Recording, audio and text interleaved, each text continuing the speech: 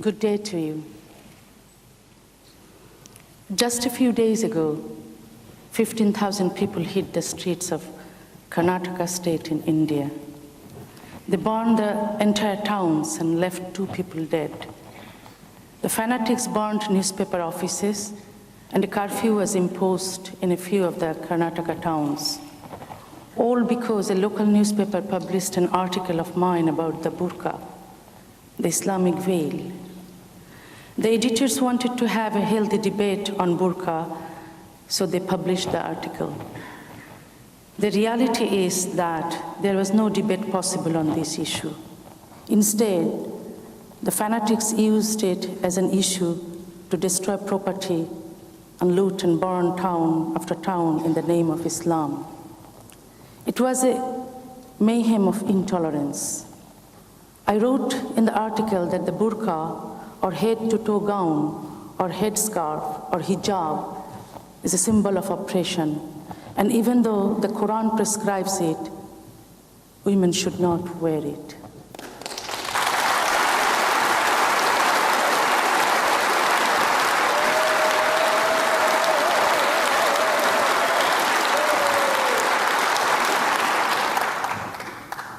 We can see ignorance reaching such heights that Islamic fundamentalists do not hesitate to take lives of people.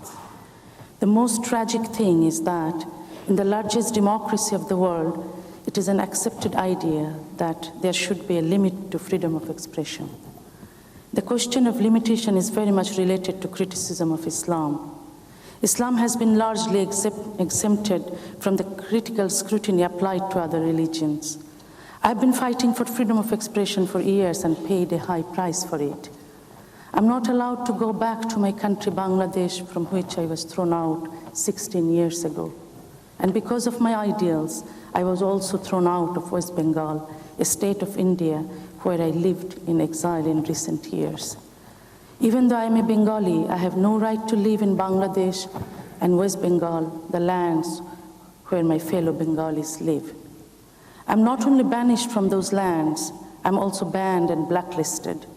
Publishers do not dare to publish my books, and editors of newspapers and magazines do not have courage to publish my articles. And now the problem is not limited just to Bengal anymore. I have been seeing the same scenario in other parts of India too. The Indian government gave me permission to live in India a few years ago, but now it has declared that it will not extend my residence permit anymore. Even though I had been having a valid document of residence permit for India, now for the past 2 years, I have not been allowed to live in India. Whenever I go there to live, the Indian government has asked me to leave the country immediately. The big problem of India is that all the political parties appear to be having a Muslim appeasement policy. Muslims number 25% of the population in India, and their numbers are increasing rapidly. Politicians are running after Muslim votes. They push for the building of mosques, the Muslim prayer halls, and madrasas, the Quranic schools. They encourage Muslim demands that they be allowed to have their Islamic law, which discriminates against women and their rights of expression in a democracy, even though their opponents should not be allowed the rights of free expression. In India, 5 fatwas or Islamic religious edict have been issued against me. I was physically attacked by some Muslim fundamentalists, got numerous death threats, witnessed violent protests against my writing in different cities, witnessed hundreds of burning vehicles, bloodthirsty mobs, and madness. The threats do not necessarily come from fanatics. They come also from the so-called liberal intelligentsia. Most of the intellectuals defend Islam as being India's minorities religion. They have no problem if Muslim women's human rights are constantly violated, and of course, those intellectuals consider themselves as defenders of human rights. By supporting women's rights everywhere, I have criticized all kinds of religions, tradition, cultures, and customs. But to my surprise, I'm labeled as being anti-Islam. This has led to some people saying that I am a Muslim hater. But they are wrong. By no means am I a Muslim hater. I always stand beside oppressed people. I stood beside Muslims when they are oppressed in Gujarat, in India, in Palestine, and in Bosnia. I defended their rights to live, just as I stood beside the Hindus who are oppressed in Bangladesh and by the Christians in Pakistan. To me, their religious identity is not important. I consider them as human beings. Nobody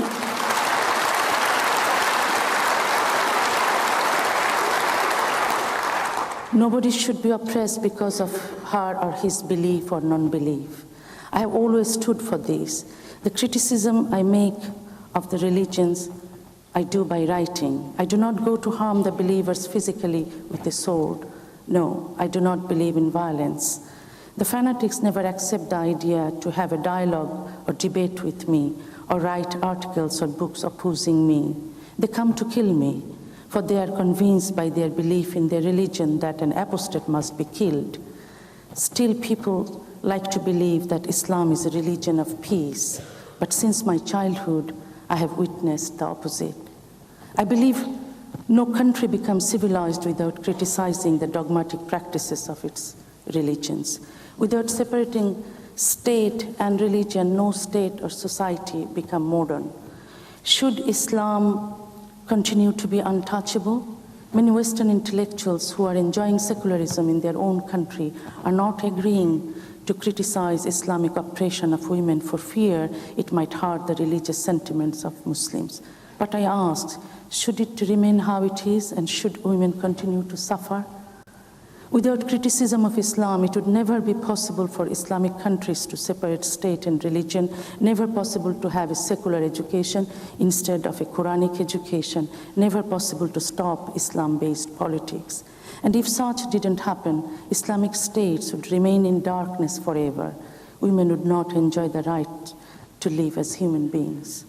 As a child, I was forced to read the verses of the Quran, but I could not understand the meaning of the verses that I read. Like other children, I was just parroting words. Our language was Bengali, not Arabic. It was impossible to know the meaning of the verses, for no matter how many times I repeated and memorized them, I had no way of knowing what I was saying. I was told that Allah wanted the Quran to be read in its original language. But this made me all the more curious to know the meaning of the verses. One day I discovered a book that translated the Quran into Bengali. I read it for the first time, the whole holy book, and guess what? I became an atheist.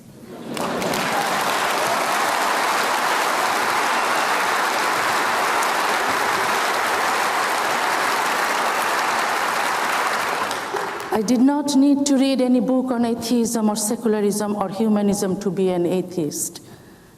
I still believe that for the Muslims, the Quran is the best book that can inspire them to becoming an atheist. Not if they are dull heads, of course, in which case it would be a miracle. But even before discovering what the Quran really said, there were some incidents that helped me to become an atheist. My mother used to tell me that Allah knows everything. But when she asked me to pray namaz or salat, to do that I had to utter the verses in Arabic. I was reluctant to do that, for I did not understand the Arabic verses of the Quran. If I was going to pray, I wanted to pray in Bengali. It really angered my mother when I asked very innocently, Mother, if Allah knows everything, then why doesn't Allah know Bengali? Mother was embarrassed and angry with me. I asked some of my relatives, and they got angry with me also. One day, as I kept reminding my mother about Allah's ignorance, she replied, if you say anything bad about Allah, your tongue will fall off. I was 8 and had no idea that anyone's tongue could do that.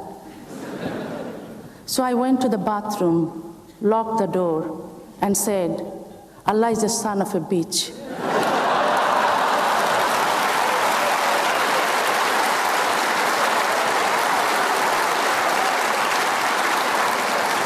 Allah is the son of a dog. Allah is the son of a pig. all the slang we commonly use in Bengali. Then I became worried. Maybe my tongue really would fall off. However, a minute passed, then 2, then 5 minutes, and my tongue was still there. I understand right there and then that I could say anything about Allah and my tongue would stay in my mouth. I understood my mother was wrong. Islam does not consider women to be a separate human being. Man is the original creation, and womankind is created secondarily for the pleasure of men. Islam considers a woman as a slave or sexual object, nothing else. Women's role is to stay at home and to obey her husband.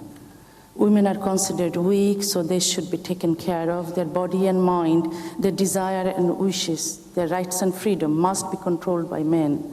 Islam treats women intellectually, morally, and physically inferior. In marriage, Islam protects the rights of men and men only. Once the marriage is consummated, women have no rights whatsoever in this field. The Quran gives total freedom to man, saying, your women are as your field. Go unto them as ye will. Women are told to run to their husbands wherever they are, whatever they do. It is their duty. The Hadith says that 2 prayers that never reach the heavens are, number 1, those of the escaping slaves, and number 2, those of the reluctant women who frustrate their husbands at night. Islam considers women psychologically inferior. Women's testimony is not allowed in cases of marriage, divorce, and hudud.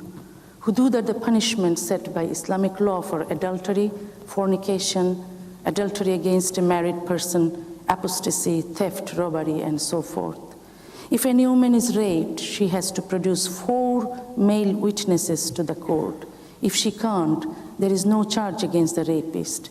In Islamic law, the testimony of 2 women is worth that of 1 man. In the case in which a man suspects his wife of adultery or denies the legitimacy of the offspring, his testimony is worth that of 4 witnesses. A woman does not have the right to charge her husband in a similar manner. Women are not allowed to inherit the property on equal terms with their brothers. In the case of inheritance, Allah says, a male shall inherit twice as much as a female. And after all the rights and freedom, after obtaining all the sexual pleasure and having the pleasure of being the master, men will be rewarded by Allah with wine, food, and 72 virgins in paradise, including their wives they had on earth. And what is the reward for the pious woman? Nothing. Nothing but the same old husband, the same man who caused her suffering while the 2 were back on the earth. It was easy for me to become an atheist. I was a student of science, so it was hard to accept that the sun moves around the earth and the moon has its own light, and the purpose of mountain is to support the earth so that it will not fall down somewhere. I came to suspect and be sure that the Quran was not written by someone who has at all any knowledge of the universe. Not only did I read the Quran, I read the Hadith, the words of Muhammad. I found different events of Prophet Muhammad's life in which, when he had problems, Allah was able to solve them right away. For example, when he was sexually aroused after seeing his daughter-in-law, Allah sent him a message saying that he could marry her because his son was adopted and thus not his real son, so that marriage was therefore justified. Further, he created a new rule that Muslims would not be allowed to adopt any children. Muhammad married 13 times, one of his brides being 6 years old, Aisha. Allah, he said, told him that he was allowed to enjoy his wives, his female slaves, and all the captive women he possessed. He put his beautiful young wife Aisha in a veil because he did not want his friends looking admiringly at her. Allah, he said, told his friends that they should not go to the Prophet's house any time that they wanted to go, but if they did go, they should not look at any of his wives or ask any of them for anything or any favors. Muhammad was so jealous that he consequently introduced the veil for his wives and ultimately for all Muslim women. Even though widow marriage was legal at that time, he made it illegal for men to marry any of his own wives when he himself died. It became clear to me that Muhammad had written the Quran for his own interest, for his own comfort, for his own fun. I stopped believing in Islam. When I studied other religions, I found they too oppressed women. In our society, I have witnessed that women are flogged. They have been stoned to death. They have been raped and then accused of permitting the rape. And the rapists have been set free. Women have been suffering from trafficking, from slavery, from all sorts of discrimination. Men have thrown acid on women's face and then walked away as happy men. Women are not considered as human beings. For a typical couple, the most unwanted thing is a female baby. If a female baby is born, either the wife is forced to divorce for her crime of having given birth to a female, or else the wife must spend her life with disgrace. As I grew up, I realized that like other religions, Islam is not compatible with human rights, women's rights, freedom of expression, and democracy. There is no way in a real democracy that separation of religion and state can be neglected. There is no way we can have women's rights if we have religious law. There is no way we can enjoy human rights if we allow religious rules to regulate society. Free speech and expression must include the right to be different and to offend people, a fact most of the people in many countries do not know and do not believe. Without the right to offend, freedom of expression cannot exist. And without freedom of expression, democracy will not work. I'm sure you have heard many times that Islam does not support the killing of innocent people. Allah of the Holy Quran never advocates killing. The killings are the work of a few misguided individuals. Islam, the real Islam, is against violence. Islam means peace. Islam means tolerance. But is this true? Does Islam really preach peace, tolerance, and nonviolence? Those Muslims who perpetrate crimes in the name of Allah think differently. They believe that what they do is a jihad or a holy war. They say that killing the non-believers is mandatory for every Muslim. They kill because they think this is what a true Muslim should do. Those who blow up their own bodies to kill the people of different faith or non-believers do so because they think they will be rewarded in paradise. They hope to be blessed by Allah, eat celestial food, drink pure wine, and enjoy sex with 72 virgins. Are they completely misguided? Let's see what the Quran really teaches. The Quran says not to make friendship with Jewish and Christians, kill the non-believers wherever you find them, murder them and treat them harshly. The Quran says that all those who disbelieve in Islam will be thrown into hell.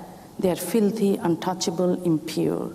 And Muslims are ordered to fight the non-believers until no other religion except Islam is left. It prohibits a Muslim to be a friend to a non-believer, even if that non-believer is the father or the brother of that very Muslim.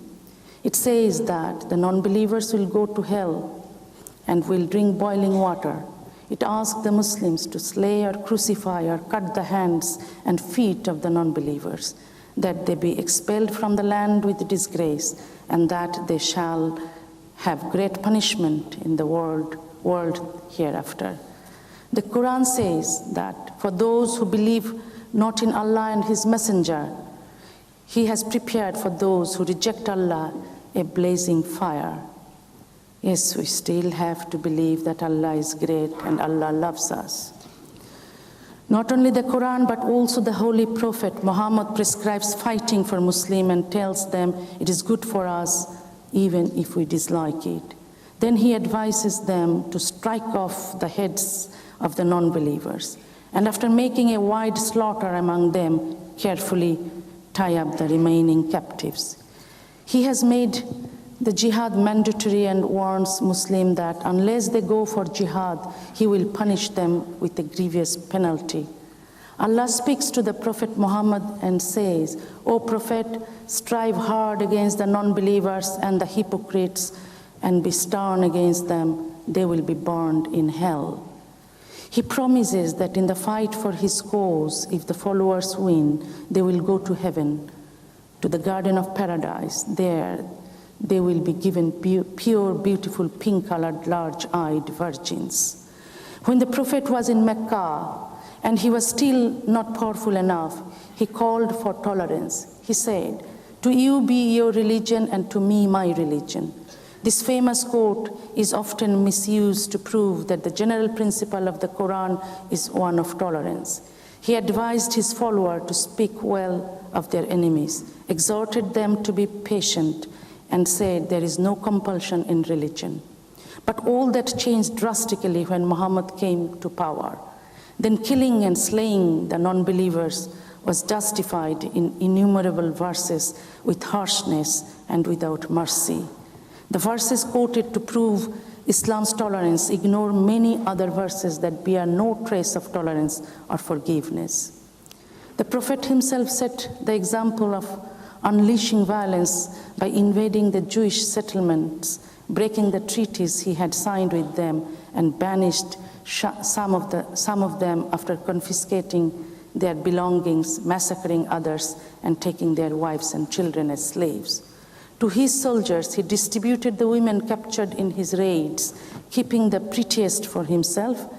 In the last 10 years of his life, he accumulated a score of wives and sex slaves. These are not stories, but records from authentic Islamic history and the Hadith. One can argue that these behaviors were not unknown or unusual for the conquerors and leaders of the medieval world. But these are not the activities befitting a peaceful saint, and certainly not of someone who claimed to be the mercy of God for all the creation. We know that Islam divides the world into two parts, Darul Harb, or land of war, and Darul Islam, or land of Islam. Darul Harb is the land of the infidels.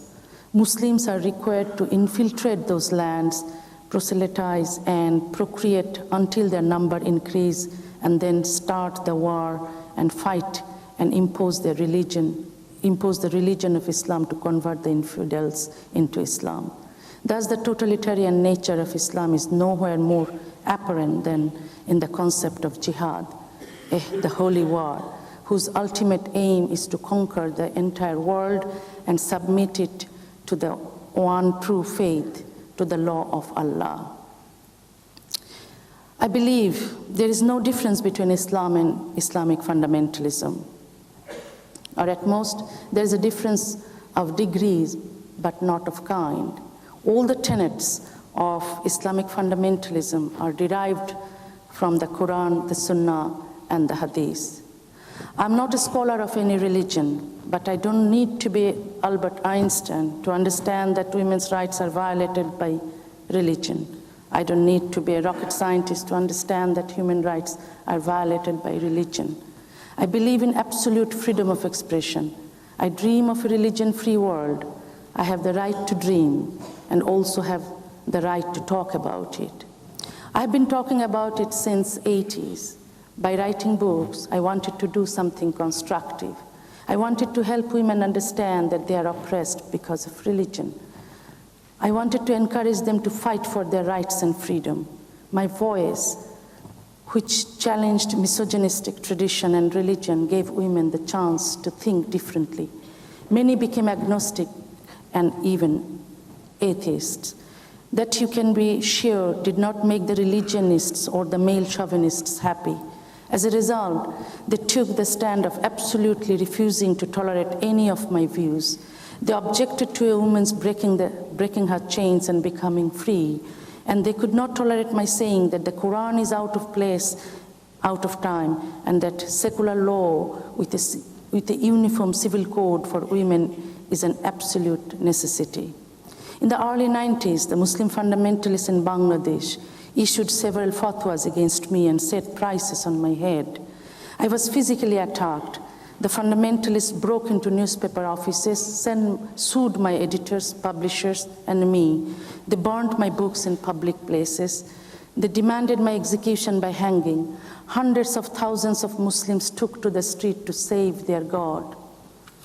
Don't you think the believers commit ultimate blasphemy by thinking that they need to protect their God rather than their God protecting them?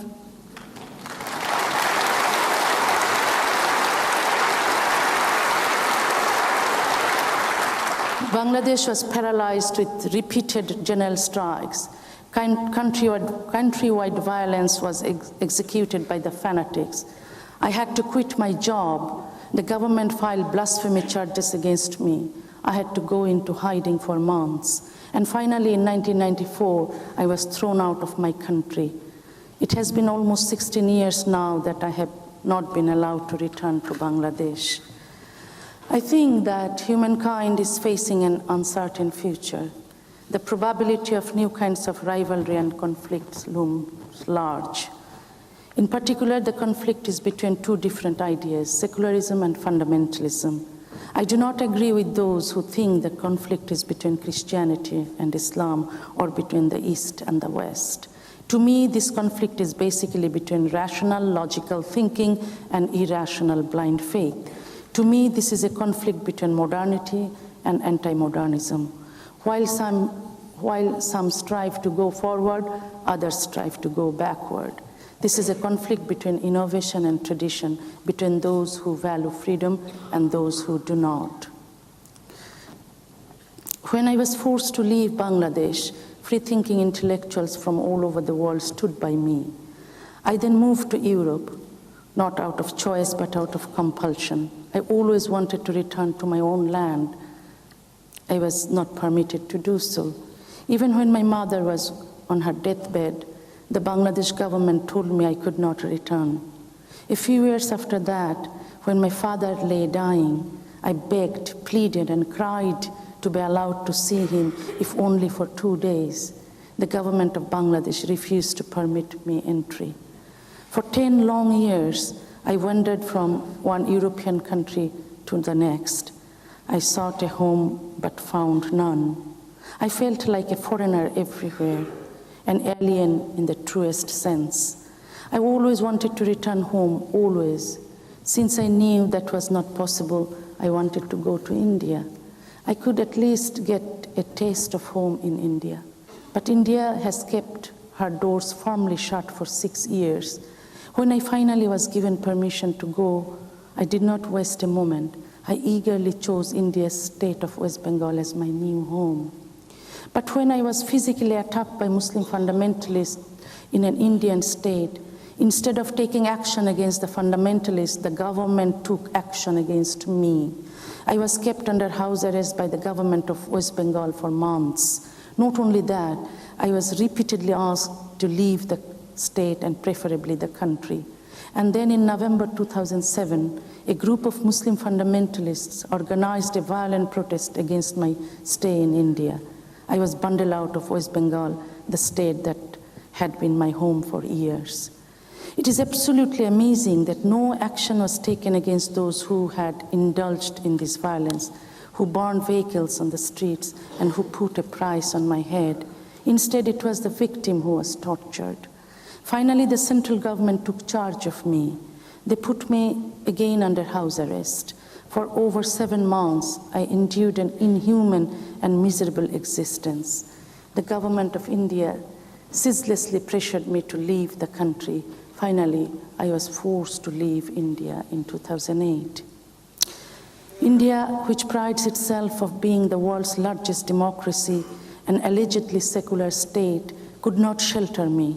They could not give shelter to a person whose entire life has been spent in the cause of secular humanism. A person without a land or a home, who regarded India as her land and Calcutta as her home, and who, as a Bengali writer, wanted to live in a Bengali environment, surrounded by her own language and culture. Was this too much to ask for? I was amazed that not any significant political party, organization, or institution protested against the way in which I had been treated. Very few individuals who were regarded as the standard bearers of secularism surprisingly dared to speak up for me. Unfortunately, today in India, if one is to be secular, one must be a little pro-Muslim or pro-Islam. One must not say anything against Muslim fundamentalists, even if they issue fatwa against women or writers and set price on their head. A secular Indian must not talk against a Muslim because Muslims are a minority in that country and because a minority could be oppressed by the majority community, so all Muslims should be defended, whatever their crime. If Muslim fundamentalists want to enact Muslim laws that are definitely anti-women, secular Indians appear to appreciate those demands in the name of multiculturalism or in the name of defending Muslims. Such hypocrisy is mind-boggling. Like India, even in the West, the fear of offending Muslim and the wider Islamic world has kept Islam away from the type of critical scrutiny applied to other religions. In the West, people are scared of the Muslim radicals, but at the same time unsure of themselves. They do not want to be seen taking a critical stand that might project them as anti-Muslim or racist and betray their liberal traditions. It is unbelievable to see the amount of energy we spend to protect individual Muslims from questioning the unethical social practices of Islam. If we want to help the Islamic world, we must help Islam go through a similar enlightenment process that other religions have gone through by questioning the inhuman, unequal, unscientific, and irrational aspects of religion. There is a popular belief that Islamic fundamentalists are just a minority and the most Muslims are moderate. How many moderate Muslims have opposed the numerous fatwas that fundamentalists throughout the world have been handing out? How many moderate Muslims have opposed the heinous acts of cruelty that have been perpetrated on women by fundamentalists? This is my life. Instead of being able to live in the area of the world in which I was born and brought up, I have been given the alternative of living in the West, where I am forced to feel like an outsider. I am, in other words, a stranger in my own country, Bangladesh, and a stranger in neighboring India, and a stranger in the West, where I am now living. Where can I go? Nowhere. Exile for me is a bus stop where I am waiting for bus to take me home. Still, I do not feel any home, any country, my country. It's a hopeless, helpless feeling to be homeless, truly homeless. But I have a home that consists of a family of people, men as well as women, who bravely oppose the forces of darkness and ignorance. These represent my true home. The hearts of people are my home and my nation, my only safe haven, my shelter and my refuge. There is no place in this world that I can call my home, but the people who support me, sympathize with me, and express solidarity with me, they are my home. They are my country. My home is love, the love I receive from women all over the world. That is my home. The love I receive from atheists, free thinkers, secularists, and humanists is my home. The love I receive from you, that is my home. I do not regret what I have done so far. I do not regret anything that I have written. Come what may, I will continue my struggle against all the extremists, fundamentalists, intolerant forces, without any compromise until my death. I'm all the more committed to my cause. Thank you very much.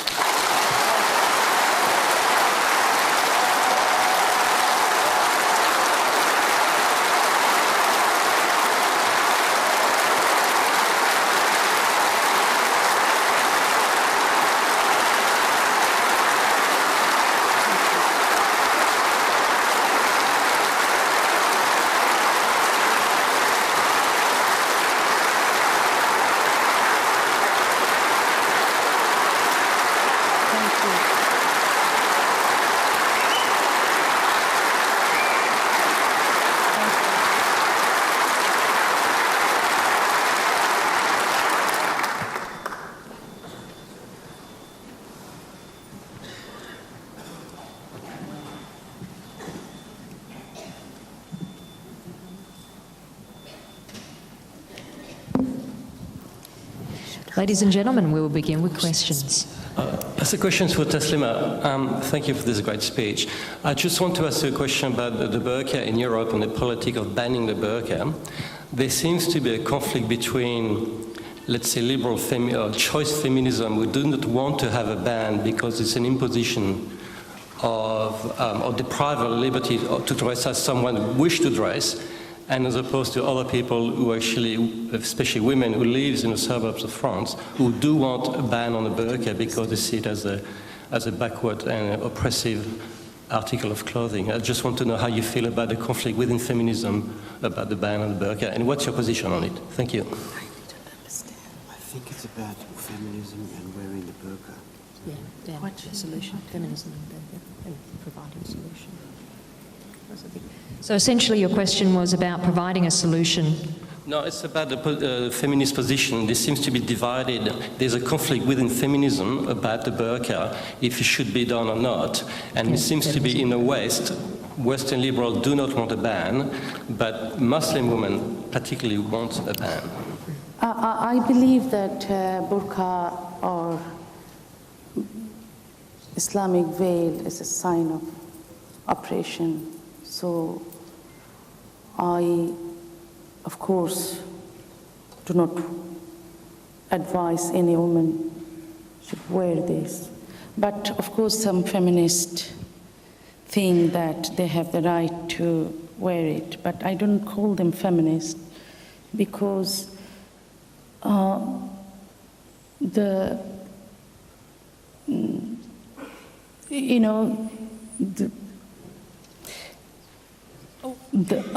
Islam prescribes women to wear burqa because if men see women, then they will have sexual urge. So why should women cover themselves because men have some problems? Women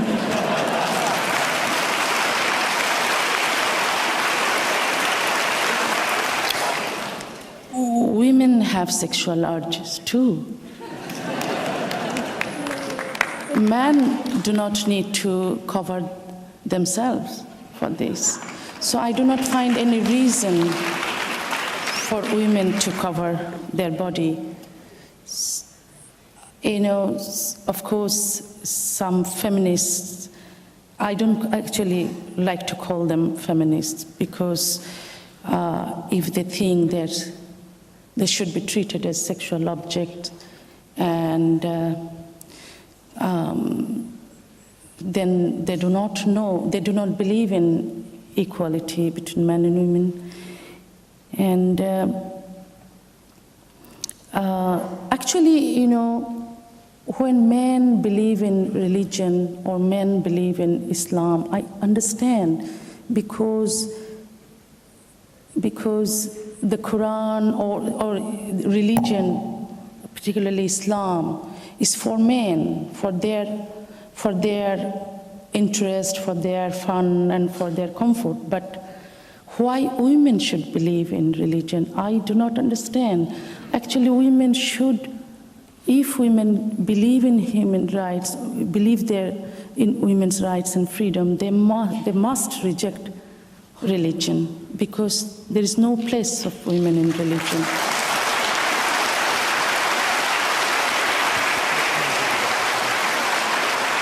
Shall we move down to the front again? Nice and loud. My question is to Taslima. Welcome to Melbourne. Happy to have you here. I am Elida Radig from the Southern Peninsula Feminist Women's Group. My question is, our previous government here in Australia, they went to war against Pakistan, Afghanistan and Iraq, and especially Afghanistan, one of the things they said to us is that in the process they were going to improve the life of women. That's what they told us again and again, that by getting rid of the Afghanistan government, they were going to improve the women. Now we find out that they did a deal with the new government of Afghanistan, and is very much against women. Now, my question to you is, have you seen any improvement? Have you heard anything? The Australian troops are there fighting, and is there any improvement for women? That is my question. Do you know hear of any improvement? Why our troops are there and the situation of women is the same? Many Western people thought that Taliban has gone, so all the burqa-clad women in Afghanistan will start wearing miniskirts. But it's not possible. Women are taught for centuries they're slaves of men, and it is better to wear burqa. And even the Taliban are gone, but Islam remained there. Nobody was fighting Islam in Afghanistan.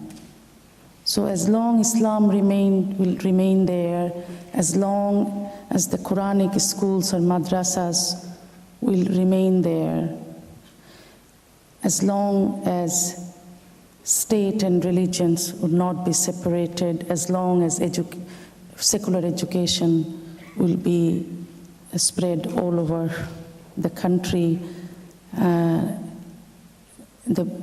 women will be wearing burqa, and no improve we will see. So Talibans are gone, but other governments, other rulers are coming who is preaching Islam too. So Islamic fundamentalism are practiced in different forms. Hardliners are gone, but another kind of fundamentalism or Islamism is working there. So we will not see improvement unless the secularism will practice there.